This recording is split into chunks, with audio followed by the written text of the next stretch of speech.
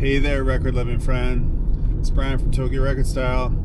Rolling into Kichijoji right now to connect with a YouTube homie, somebody who I met through the inner tubes and who said, hey, I dig your videos. Coming to Japan in November. Would love to connect. And so I'm very excited to meet a new pal. The world gets smaller through music. And I'm going to use a little bit of time that I have to kill to drive him from Kichijoji, where he's staying, to a live show that he's going to in Shinjuku that we can ask him about. And it might just be a nice chance to hang out, get to know a new somebody, and hear his story. So I'm very excited. And I can see him right here on the street, I think. I'll unlock my doors and I can see him. I'll flash my lights.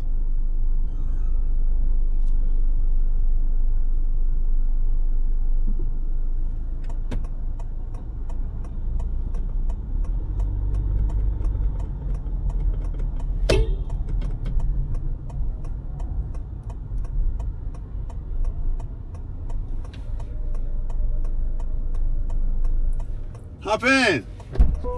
Hey, Dallas, Brian. Nice Come on in.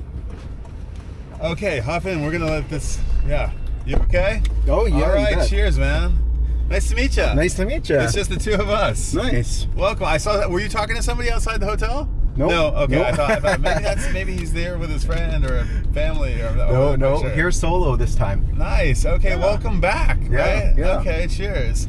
You're coming from, so I'm rolling, Canada. I know, Saskatoon. I feel free to, this could go up, it could not go up. I'm just doing Hey, it whatever. for the hell of it. Yeah. So you're from Saskatoon. Yeah, Okay, you bet. wait. Forgive me. That Saskatoon's Manitoba? Next to Manitoba. You're in Alberta. It's Saskatchewan. You're Saskatchewan. God, Yeah, so it dang goes I Manitoba. Okay. Yeah, Saskatchewan, I got him. Alberta, British Columbia. Yeah. I need to be better at my Japan. Okay, right. Okay, Saskatoon. Yeah, cool, man. Well, and I think we sort of initially started talking because one night in one of your streams or something, you maybe mentioned something that you had family from Manitoba. Yeah, right. And so then I think you might have been one that said like, "Hey, it was cool to see you connect with your Canadian roots." Yeah. Okay. Well, and the thing is too, it's like as most music nerds do, when they have that little window that opens to promote the band that you really love, right?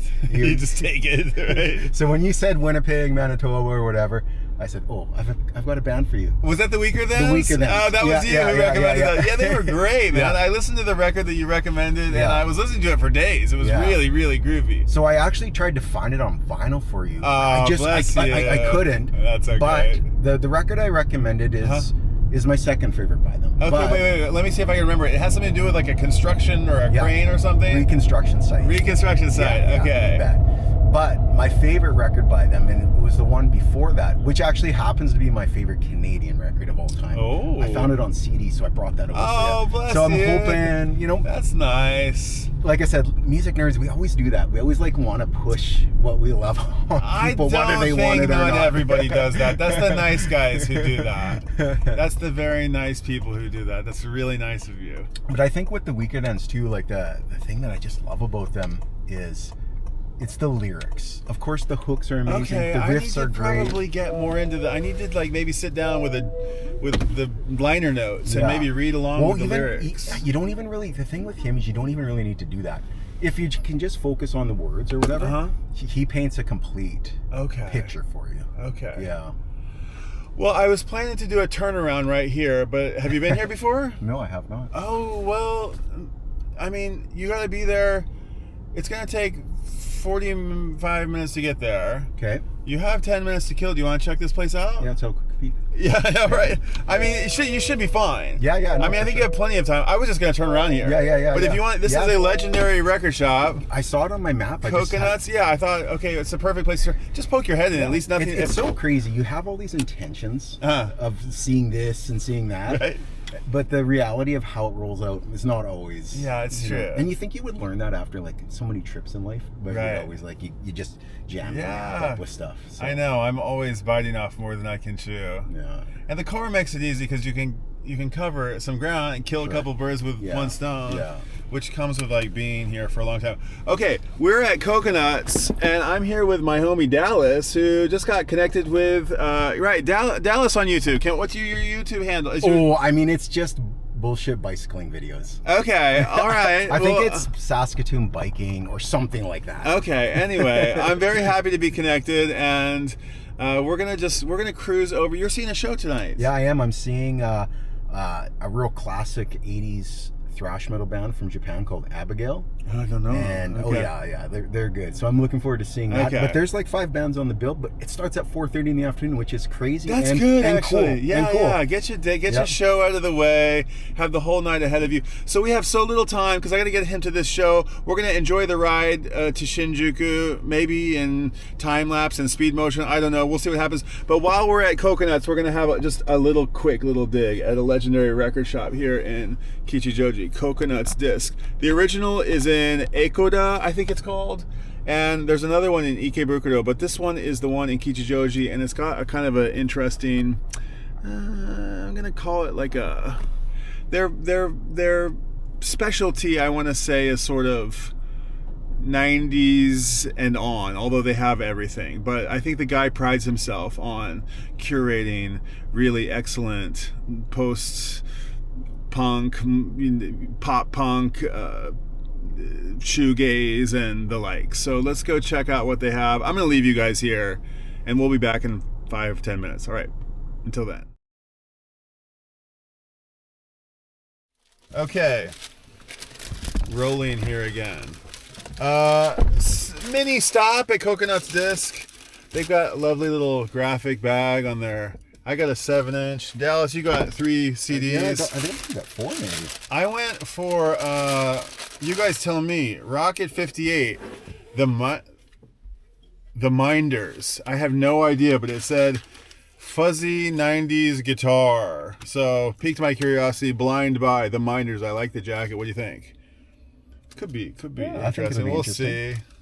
What'd you score? Okay, what I got was... let's see.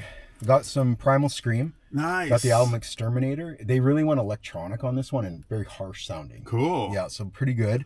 I got to explore their discography more. I only know the first few. If this one's later down. Yeah, a little later. But okay, later is in probably 2000. Okay, yeah. right. But later. Okay. But yeah, they went very electronic sounding. I think I listened to this not long ago.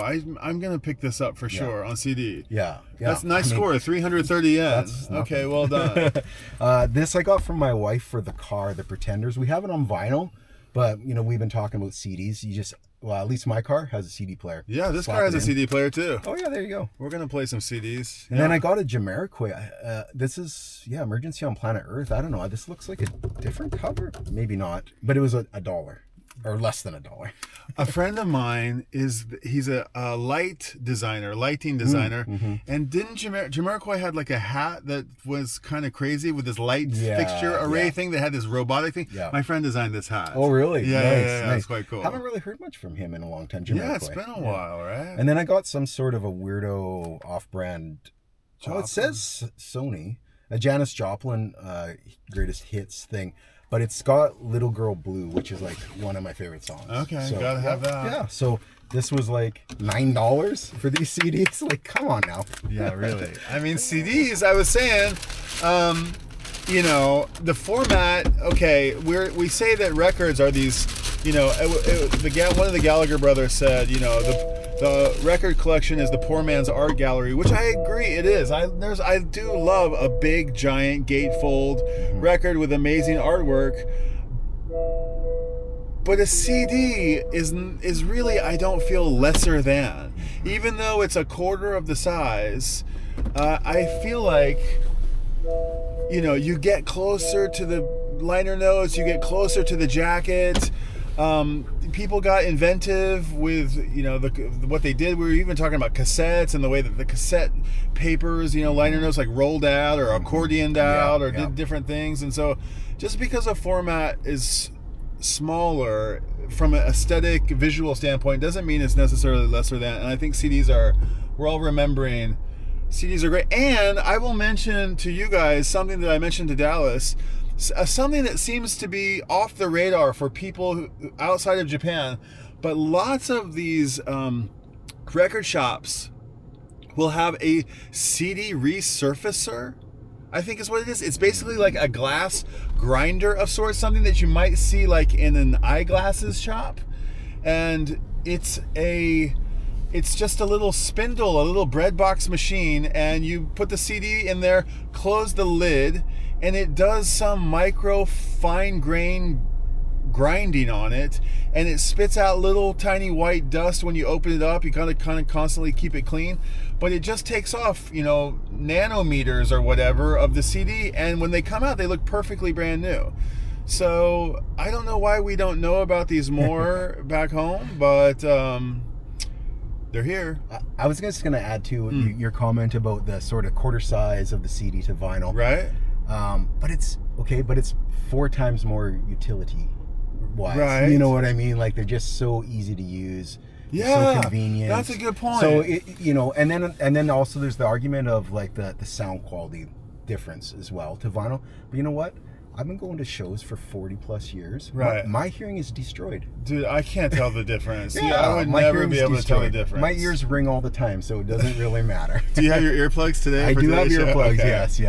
Okay, wait, so we didn't get on camera. You saw a show. Did we get it on camera? No, we didn't. What show did you see last night? I'm going to look it up.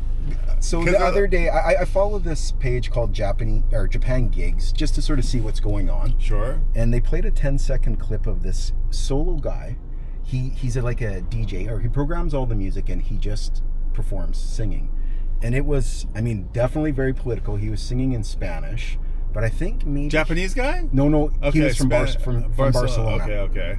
I think maybe he sort of had Kurdistan roots, possibly. Okay. That's a charged place, yeah? Yes, and wow, it was crazy. Was it? It was Okay. crazy. Do you remember the venue? What was the venue? It was in 2 stations towards downtown, Nishiokubo. Yeah, so it was called Pit Bar. Oh, Pit Bar is loud. It's loud down there. It was great. It was great. Loud down there. And okay. Yeah, there was like 3 Japanese bands opened. Okay. Some of them were a bit crazy. Right. Like, it was all jazz based, probably. Okay. And one guy was like, it was weird. But anyways. Hey, it's an experience. It was an experience. Right. Yeah, I was glad I saw it. Good on you. Did you go by yourself? Oh, yeah. Good on you. So this is the band I saw last Next time you come, let's go to a show together. Yeah. Okay, well, I'm going to shows for the next 2 nights now. Okay. So it's LVZ. Okay. And then, yeah. Lives Silenciosa. There you go. Nice, dude. Nice catch. Yeah, and I'm actually going to go to a gig with him and his girlfriend on Sunday night. Him? Yeah. We were chatting and whatever, and so... He's like, let's go. Yeah. We talked about the show coming on Sunday, and he messaged me. He's like, hey, do you mind if we come with you? Nice. Anyway, so, it's so heavy electronic industrial music, but pretty danceable, but pretty violent sounding. And his vocals are pretty tormented. Speaking in Spanish, I have no idea what he was saying. Right. But it was great. It was a one-man show. The crowd was really engaged, and it was really cool. And all just from a 10-second clip I saw 2 days ago on Instagram. So you know what? Social media is mostly garbage, but there is some benefits to it. Sometimes you get a little nugget like that, and it all seems worth it. Yeah. Good on you. That's great. I assume it was a 3,000, 4,000 yen show? More? Do you remember? 23, I think. Okay, that's really reasonable. 23, yeah. So this is my 23. That's pretty expensive for a club show. Maybe. Right, maybe. I find gigs maybe are a little pricey here, but I'm also on vacation and I don't care. No, you gotta go. You gotta go. But I get very much, very, very much, embarrassingly in the habit of skipping on shows because of price. Yeah. And if it's a band that I really, really, really want to see, and I find out that the tickets start at $300. I'm like, no, that's 10 records, that's 50, 20, 300. yeah. Oh, yeah. 300 US, yeah. Wow. Sometimes, I mean, maybe, maybe not that price. I think this show was about like $20 Canadian. Yeah, which is fine. No, that's totally reasonable. But even $20, and sometimes I'm like, somehow that even keeps me home. Yeah. Sometimes I'm like, if it was, But yeah, I should just stop bellyaching. No, but I think the pricing for, and I don't know what it was like in Japan even 5-10 years ago, but in North America, pricing for shows is blown up. They've got this insane. What do they call it? The surge pricing, essentially. Surge pricing, right? Yeah, this is terrible. Yeah, it is terrible. And they just sort of, depending on how many people are interested, the price goes up and down. That's crazy. And it can go up from second to second while you're like trying to, because a lot of times, say on a Ticketmaster or whatever, you get booted out and you go back in and the price has gone up another whatever. Man. And it doesn't have to be that way, because the Cure toured 2 years ago, and Robert Smith says, no. These are the rules. This is the set ticket prices. If we catch you reselling, we just cancel your tickets, And so the artists are on board with this. Right, but it's like, I've heard a lot of artists say, like, I don't even know how it works. I know that we charge $50 and we haven't changed our prices in 10 years. And so if you guys are paying $1,000 for a ticket, all I can tell you is it's not from us. Well, I think though, if that's purchased through Ticketmaster, I think maybe the artists are given a little bit of a fib, because there's just no way they don't. Right. I can see if it's a third party, like scalping site. But this is happening on. I'm gonna go back. We're just getting stuck here in the crosswalk. This is happening on Ticketmaster or whatever they call it nowadays. Right. Yeah, Live Nation or whatever.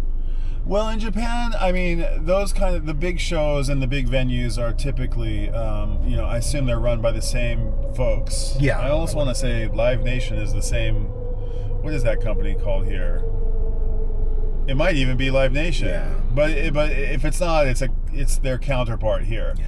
But for like little local shows, like at Pit Bar, the way that it goes is that the house gets the like back home, the house would get the bar and the band would get the ticket or something like this, right? And here you have to rent out the hall, and the hall has a fixed fee, and it might be $2,000, it might be $4,000. I mean, it might be, whatever it is. It's like a band has to put up $2,000 to get the room. Then they have the pressure of getting their 20 fans or 20 or 200 fans or whatever it is split however many ways they need to do it, so that they can recoup their cost. And so I think it's not a culture that's conducive of cultivating young artists so easily. I mean, I assume there's lots of alternative places you can play. Wow, look at this thing. Oh, wow. Crazy. It's a little tiny lowrider motorcycle. Interesting. But yeah, so I usually try the way that I go see shows is I freeload by either offering to take photographs of the band, nice, yes. or I will DJ this set in between, between the bands. Yeah. And every once in a while, I'll either know of somebody in the band, and I'll say like, "Hey, can I? I'll trade you for something," or I'll fork up for a ticket. Yeah. Now, do you have a favorite sort of smaller size venue in town? Oh God, no, not really. No, I wouldn't say. 440 Club is a place I always go to. What's the place in Shimokita? I kind of. What is the place that we always go in Shimokita? Somebody will know. I'm spacing the name of it. Below First Kitchen. I'm spacing the name of it, but what's Mr. Death's place called? That place is cool. I'm forgetting all the venue names. It's like kind of like the streets don't have names, but you know what they are. And I don't play the venue, so I don't really know. I don't remember exactly what they are. But I mean, I guess it's indicative of how often I'm going to see shows. But some of the, more famous rooms are really pretty fun, and great quality sound, generally speaking. The Zepp the Zepp venues. There's a couple of them. Which is where you might see like Jack White or the Pixies or so a larger size, a little bit larger. Yeah. The Black Crowes are just played a little new black box venue. I can't remember the name of it, but there's a couple of these like big black box kind of rooms that are not very inspiring as far as like a theater type place. I think if you want to see something like in a proper theater, there's almost like, I would almost say they're almost non-existent. I know that there are like 100, 200-year-old theaters in Japan, but I think they're typically reserved for soloists and contemporary or like classical music. Not bass shaking rock. No, not bass shaking rock and roll. No.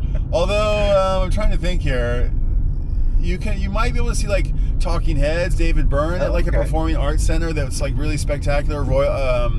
Tokyo Opera City, something like this. Okay. But those shows are pretty few and far between. There's a studio. I'm going to go see Adrian Sherwood and Mad Professor at EX Theater in Roppongi, which that show was 8,800 yen, which is like, I was like, oh, that's almost affordable. I can almost justify that. Yeah. Like it's less than Ichiman yen. It's less than 10,000 yen. And I should be better at it, but that's the way it goes. You know what? In North American standards, that's pretty cheap. I know. I used to think it was so expensive, but I'm from you and I are from the generation where it's like show should be $5, $5 punk shows or whatever, right at the door. Yeah. I think I saw Fugazi for $5 in Denver, and it was late Fugazi. I saw them but yeah, and you just go see little bar shows, but and I admit like I haven't aged well with the times, and I should like get up to speed.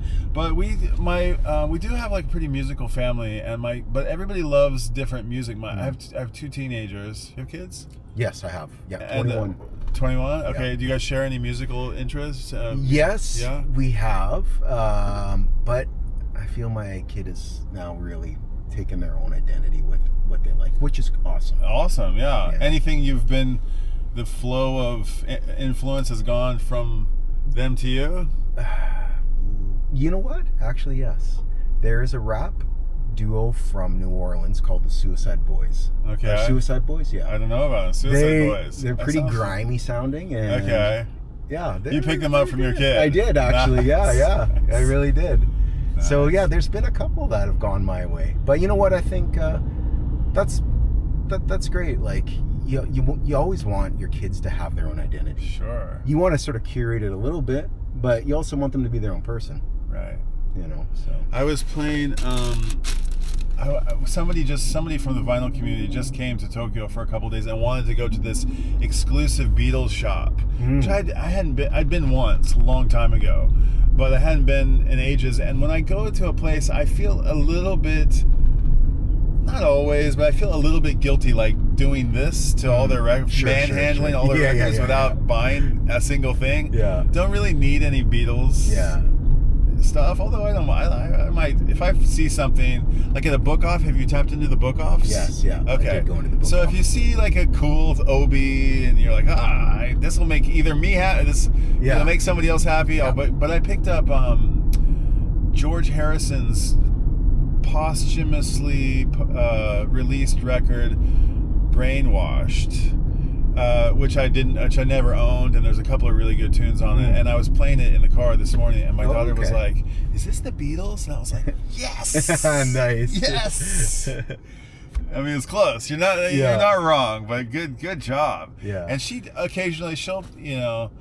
right now there's this actually we're talking about it, how pop culture has always traveled basically from west to east, and in this last 10 years it's been traveling east to west, right? Which is kind of interesting. Yeah. She's writing a little paper on it. Oh, nice. And so she has been playing music that's, I've gotten kind of hip to a lot of music that I probably should have discovered immediately after arriving, but it's come in spurts over the 20 years that I've been here. That's a Bozozoku. Did you see that? Anyway, it's a Japanese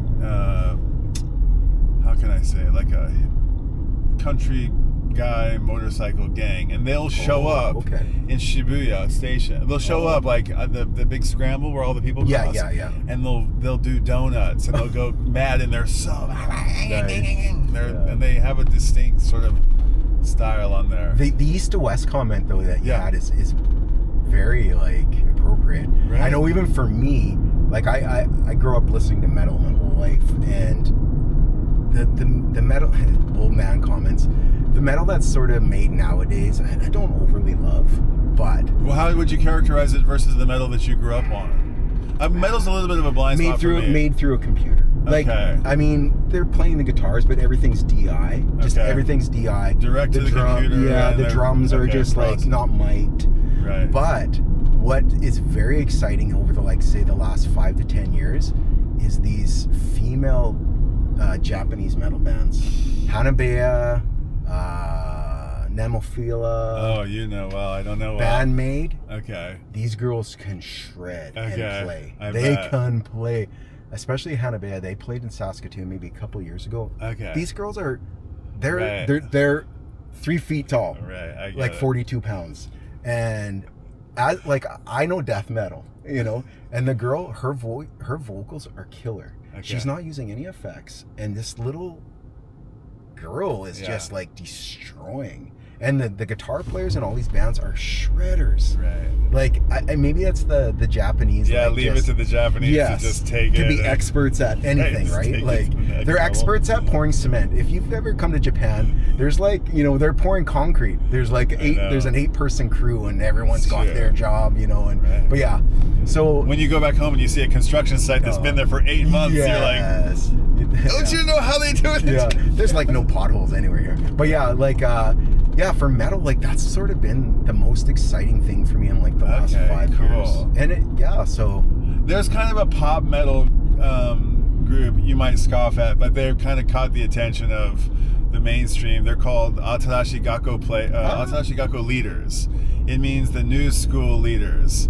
And is that the girls that dance around? Yeah, no, they're close. I think they're either frenemies or the same band or a spin-off, but yes, they look the same. But there's one of them that's much more sort of Shibuya K. They're like this kind of they're a little kissy, actually. They got a little bit of a kiss thing. And they're like, it's like there's one of them who's kind of the leader, and she's constantly shredding and sticking out her tongue, and they've all got the dance moves, and they're not they're an idol group in the sense that they, I think, to be honest, I don't really know. There's a backing band somewhere, and they're not shredders, and you can't, and you kind of you see your kids kind of interested in this stuff, and you're like, but they're not. Okay, I'm not gonna say anything. Yeah. But yeah, the idol group thing is a big deal.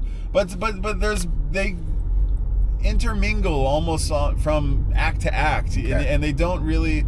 There aren't, I don't know, I would make that distinction immediately. Well, these guys are playing their instruments, these guys are not. I mean, and who are the 3 main guys, and who are the other 12 guys who are behind them? Yeah. Or there's one guy playing guitar, there's one guy playing piano, and there's one guy singing. Who's the guy on the drums? He's just the backup. He's just the hired gun. And I'm like, it's a little sad that they've got this enormous band, but only 3 of them are. Well, I think that's the case with that band Baby Metal. I don't really know their music, right? But I think it's just sort of 3 singers, and then there's really musicians sort of behind them. But the band you were just talking about, there is a band with a name somewhat similar to that. Okay.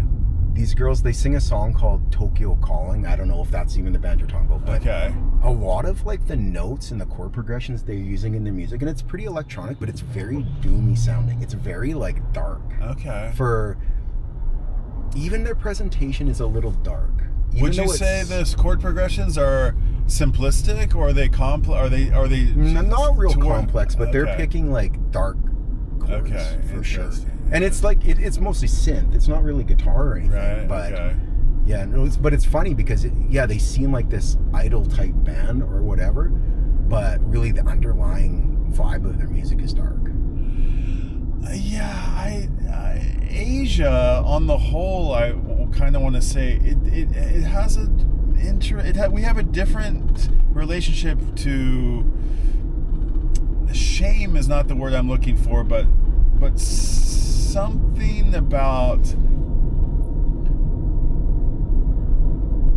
putting oneself out there in a way that's daring. And you know, I think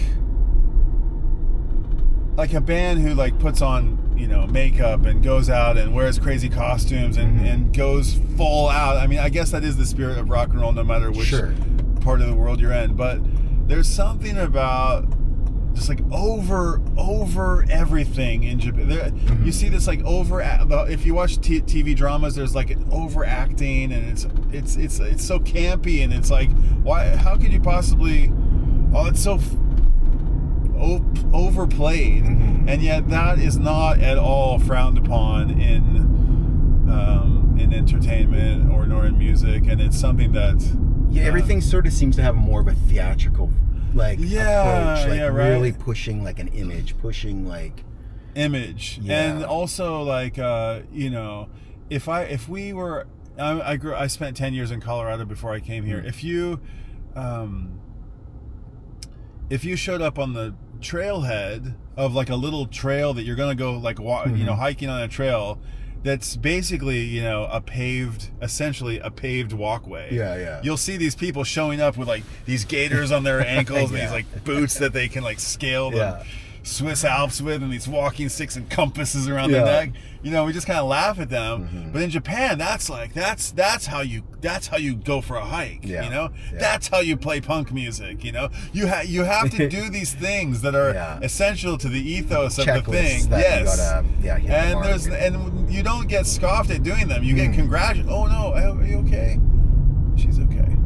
I saw a little old lady. Looks like she's walking in the middle of the street. She's okay. All right. Whereas, I think maybe in North America we're a little bit more like dialed back and a little bit more conscious of image and like looking too cool and trying to, you know, like, oh, look at him. He's Måneskin. Have they been on your radar at all? Måneskin. I don't think so. They won the what's that big contest in Europe? Eurovision. Oh, Eurovision. They won Eurovision like 2 or 3 years ago, and they're sort of like, oh, what was his name? Alice in Chains guitar player. Oh, Jerry Cantrell? No, went on to no. Sorry, Dave Navarro. Temporary Chains Addiction guitarist. Oh, okay. Dave Navarro, who played with Chili Peppers. He did play with them. Who did Dave Navarro start with? Janes? Yeah. Then he went to Chili Peppers? Yeah. Then he went back to Janes. And then they just had this big fight on stage, right? Yeah. Okay. So, you know how he dresses with the like leather crop top and like the sleeves and the tattoos, and he's got, you know, and he's actually kind of fun to listen to. He seems like kind of an interesting and nice guy. Yeah. But Måneskin, these guys, they would be sort of laughed out of America, I feel like. Yeah. They're just too over the top. They're too European, too like leather. You know, it's not punk. There's not enough punk in them or something. And we require a certain amount of grittiness. Yeah, something like that. Something like that, right? Yeah. But in Japan, it's like more reflective of that Eurovision kind of thing. Yeah. It's like there's no shame in. Well, I think that even just extends to how you see people dressing in general. Yeah. Like, people dress so smart and interesting here. I mean, I wouldn't dress that way. Right. I also dress. I just need black. Right. You know?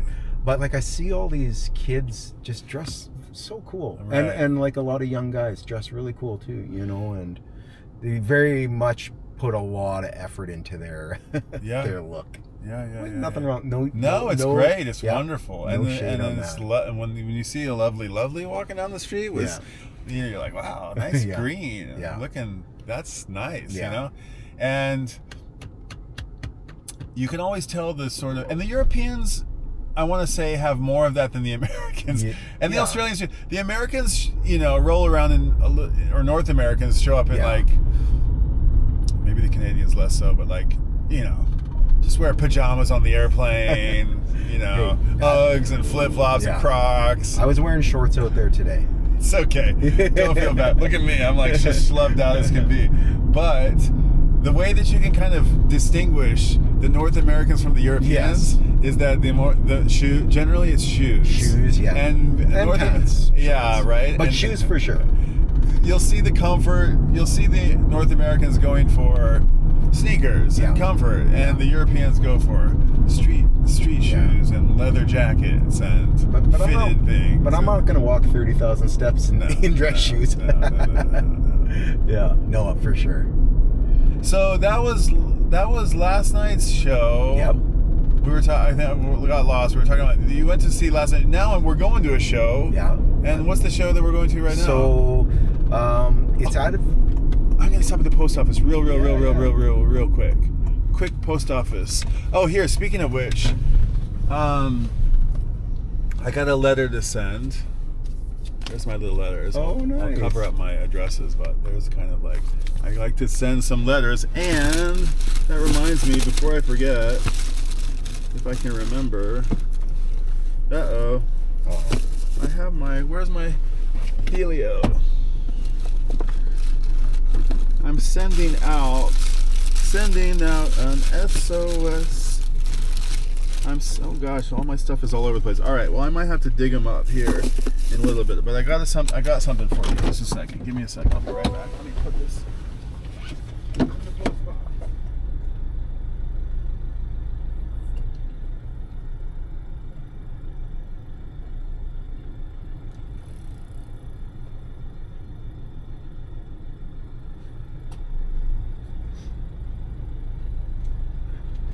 Here we go. They're in my pocket.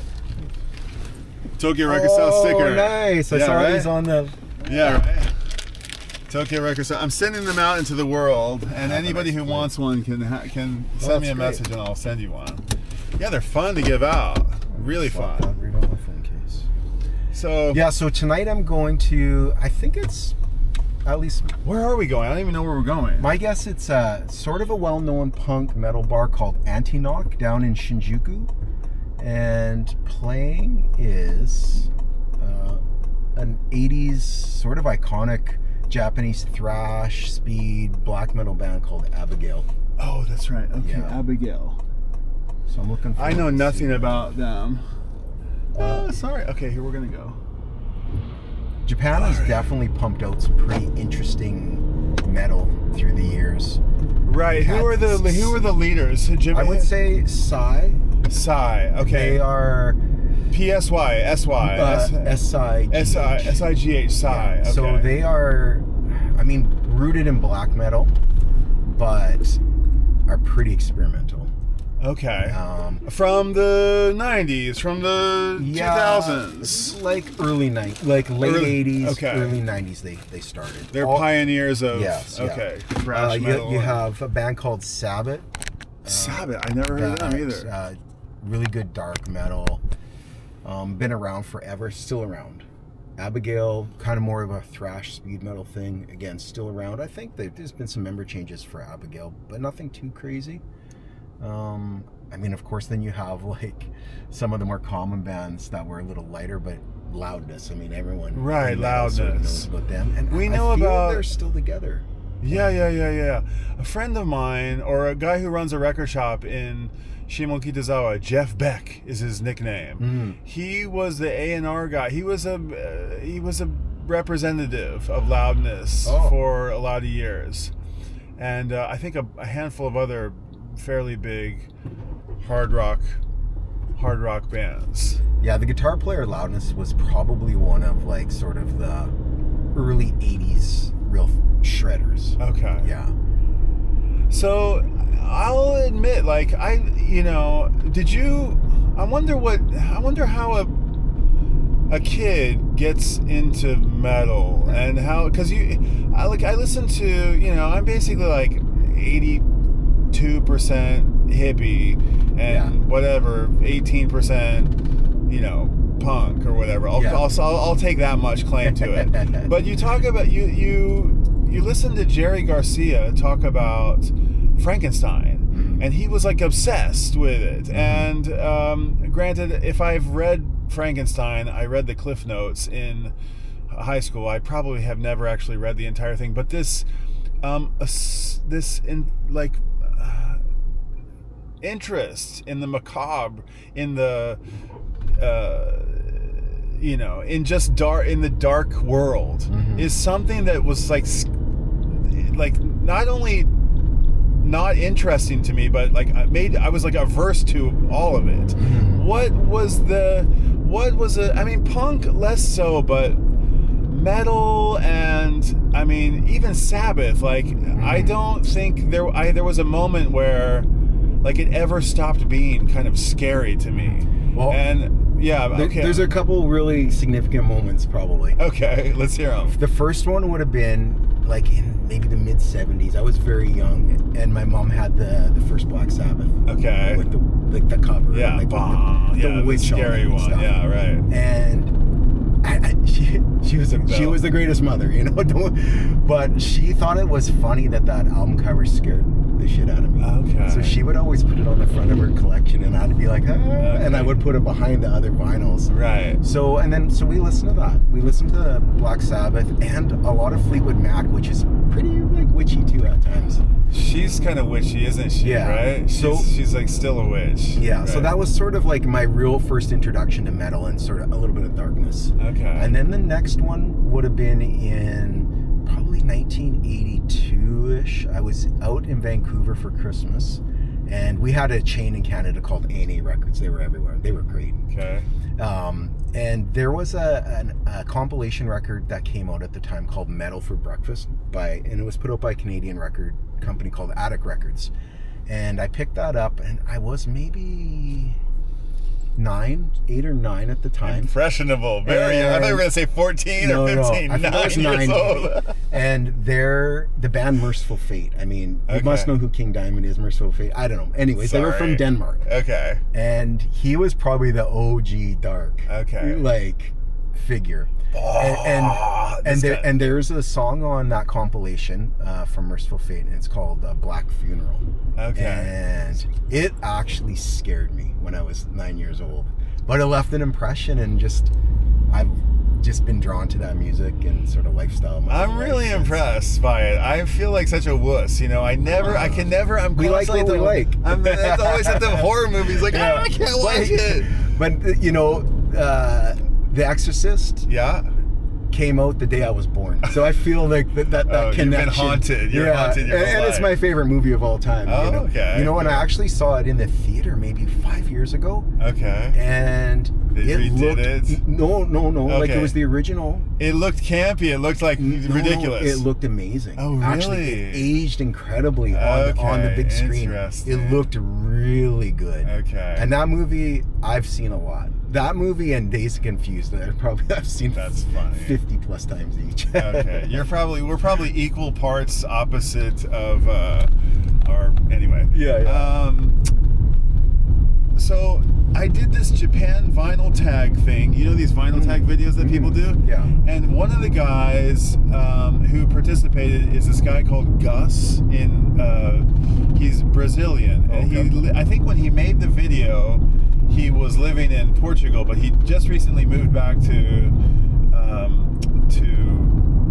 Brazil. But all the records that he put forth for the prompts that I made were all metal records. Oh, nice. So and sometimes they put 2 or 3 records for one little prompt. So so sometimes I listen to 30 or 40 records by the time the thing's over, because people just like to, because I'm listening to them. I promise. I said that to anybody who would make one, I'd listen to them. And metal is admittedly a really big blind spot. I mean, you could not escape.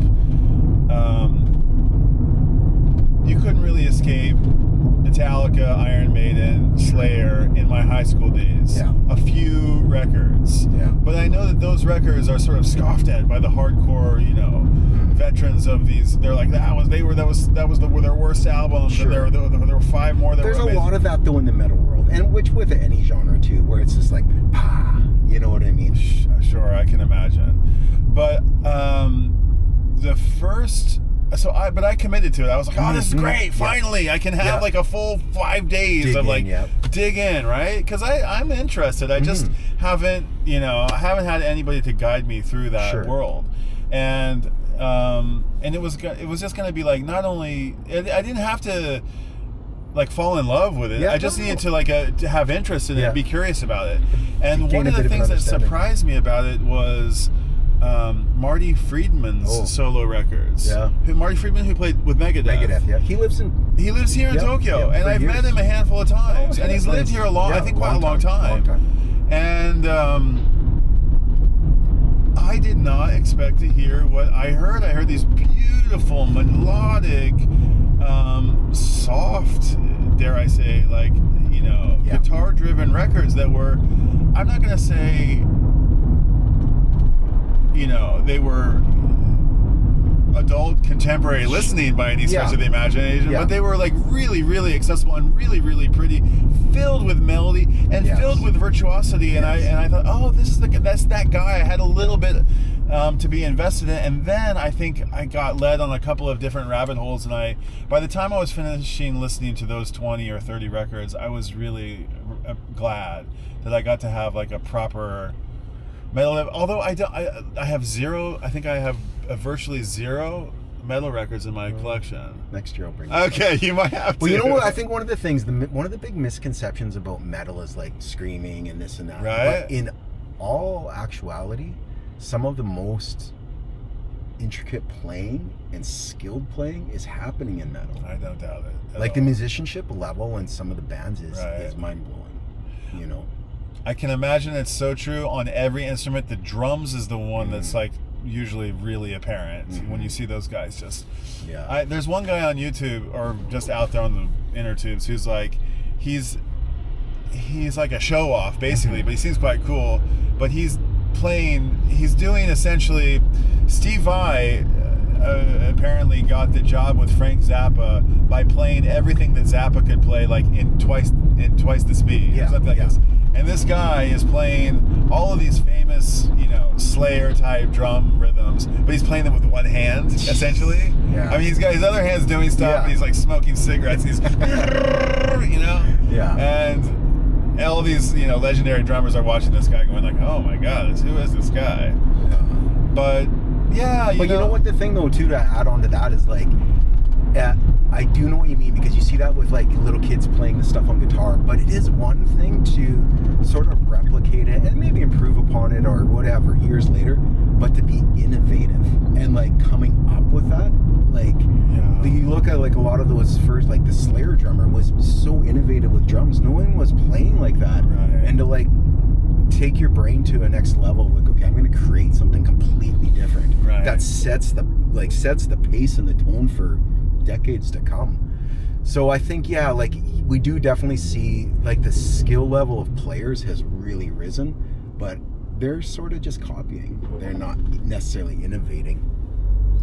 I can see that. I think that's happening in any genre, really. I don't really want to be out on my lawn. Get off, the kid was better when we were back in my day. I'm not saying it that way, But it's true, right? I think the computers and like just the accessibility of everything and there's only so many chords too, right? Right, there's a finite amount. Although I did recently watch somebody explain the Indian scales. Oh yeah. And they had their scales go they don't just, it isn't just a flat 440 A. It's like A and then B, and they have this really interesting looking staff that they can, you know, read music on, and then the top loss, the little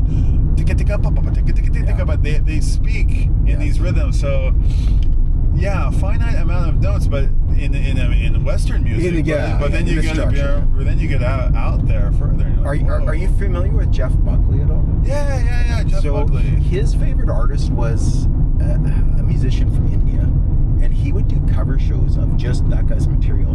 He could sing it, he could play it.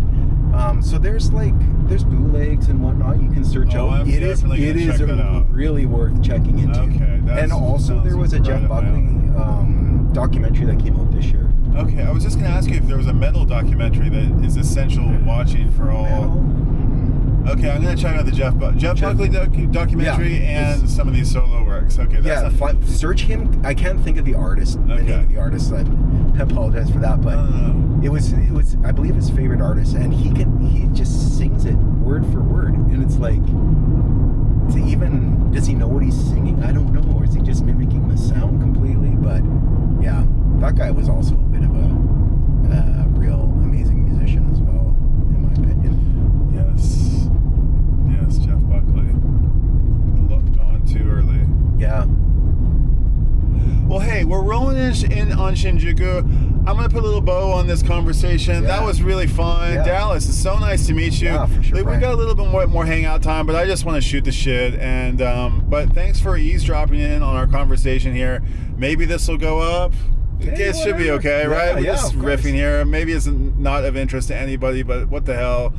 Got to make that content. And also, I want to say too, Brian, I appreciate the content that you provide. I did. You know shit. what? Sometimes when I just need that Japan fix, I can throw on you're doing the Vox Pop somewhere. It's nice to see, and you know what? I think just as like a YouTube consumer in general, like, I don't know, I appreciate the people that put the effort into it, and I know it's a grind, and I think I could probably speak. No. I can say, and I'm talking about all kinds of creators. I appreciate it. I think it is, people appreciate when people put in the effort for content. I mean, you gotta, I don't know, I'm inspired by people who swing big and miss big, you know, and Sure. I'm missing left and right, I admit, but I like swinging, and I'm gonna keep swinging, and so I appreciate the encouraging words. Yeah. Keep watching, let's keep connected. This will be the first of more conversations in the years to come with my homie here from Saskatoon, Saskatchewan, Canada, right? Canada, that's the name of it, Canada. Our friends in the north. All right, guys, till next time. See you out there on the inner tubes. Bye.